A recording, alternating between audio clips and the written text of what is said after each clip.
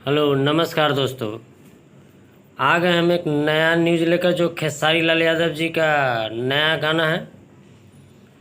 ये गाना कौन सा चैनल पे आएगा, कब रिलीज होगा, आज हम आप लोगों को बताएंगे कंफर्म रिलीज डेट और टाइम जो कि आने वाला है।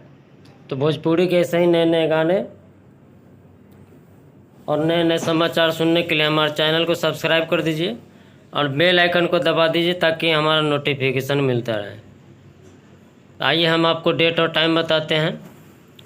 एल्बम का नाम है सटे न बलमुआ पलंग रोएला, जो कि एकदम नया धमाकेदार गाना है। एक नया एकदम नया गाने हैं। तो खेसारी लाल यादव जी का ये गाना है, जो गाने को गाए हैं खेसारी लाल यादव जी और गीत लिखे हैं कुंदन प्रीत जी और संगीत है लाड जी का, जो एकदम नया धमाकेदार होने वाला है गाना। ये गाना CIC पिक्चर्स भोजपुरी चैनल पे आने वाला है, जो कि 6 तारीख को सुबह को 6:15 में आने वाला है। रिलीज डेट और टाइम हम एक बार और बता देते हैं। 6 तारीख को सुबह के 6:15 में। तो देखने के लिए तैयार रहिए। बस